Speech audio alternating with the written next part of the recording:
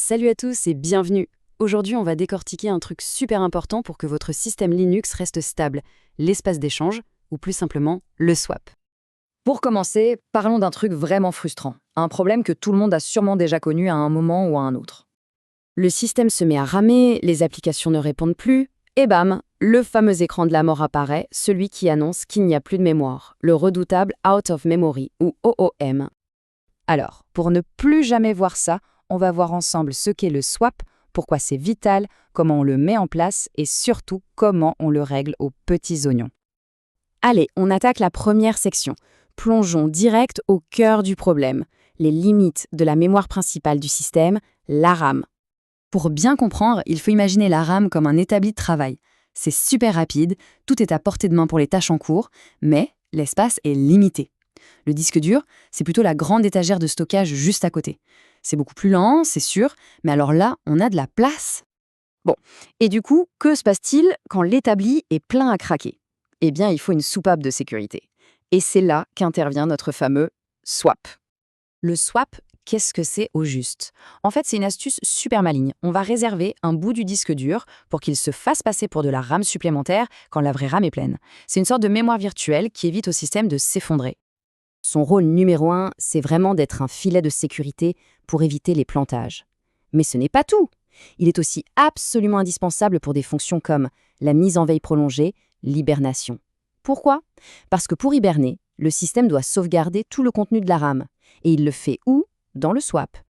La grande question que tout le monde se pose, ok, mais il faut combien de swaps? Eh bien, comme souvent, la réponse c'est « ça dépend ». Ça dépend de la quantité de RAM et de ce qu'on fait avec la machine. Heureusement, il y a des recommandations assez claires. Pour la mise en veille prolongée, c'est simple.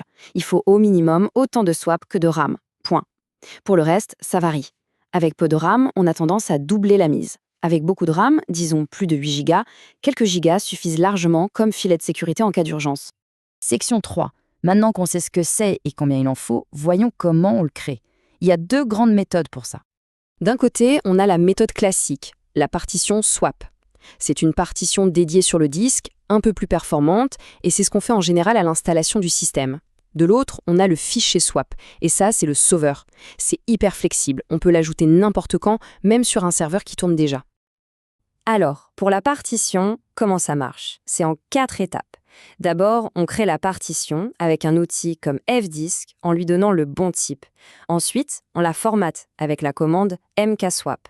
Étape 3, on l'active tout de suite avec swapon. Et enfin, super important, on la rend permanente en l'ajoutant dans le fichier etc/fstab pour qu'elle soit là à chaque démarrage. Et pour le fichier swap, c'est tout aussi simple. D'abord, on crée un fichier vide de la taille voulue. Puis, et ça c'est crucial pour la sécurité, on verrouille les permissions pour que seul l'administrateur puisse y toucher. Après, c'est comme pour la partition. On formate avec mkswap, on l'active avec swapon et on l'ajoute à fstab pour que ce soit permanent. Vraiment flexible. Ok, le swap est en place, mais on peut aller encore plus loin. On peut carrément dire au système comment il doit s'en servir. C'est un réglage un peu avancé, mais c'est hyper puissant. Ce réglage, ça s'appelle la swapiness. En gros, c'est un chiffre entre 0 et 100 qui dit au noyau Linux à quel point tu dois favoriser l'utilisation du swap. C'est un peu comme régler un thermostat. On lui dit à quelle température de saturation de la RAM il doit commencer à utiliser le disque.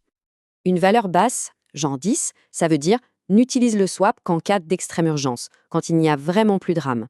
La valeur par défaut est souvent autour de 30. Et si on met 100, c'est le contraire. Utilise le swap de manière très agressive, même s'il reste de la RAM libre. C'est un équilibre à trouver. Allez, dernière section, on fait un petit récapitulatif avec les commandes essentielles à connaître pour jongler avec le swap. Voilà la petite anti-sèche. Pour vérifier ce qui se passe, on a free-h ou swap-on-s. Pour préparer un swap, c'est mkswap. Pour l'allumer ou l'éteindre, swap-on et swap-off. Pour qu'il survive à un redémarrage, on modifie /etc/ftab. Et pour le réglage fin, on touche au paramètre vm.swapiness. Finalement, avec cette poignée de commandes, on a le contrôle total. On arrive à la fin et ça soulève une dernière question. Avec les machines modernes qui ont des tonnes de RAM, Est-ce que le swap est encore vraiment utile? La réponse est un grand oui. Même avec 64 ou 128 Go de RAM, ce petit filet de sécurité peut faire toute la différence entre un système qui tourne comme une horloge et un crash inattendu. Alors oui, pour des cas très spécifiques comme des serveurs de base de données ultra performants, certains le désactivent pour gratter la moindre milliseconde. Mais pour 99% des usages, le swap c'est une assurance vie pour votre système.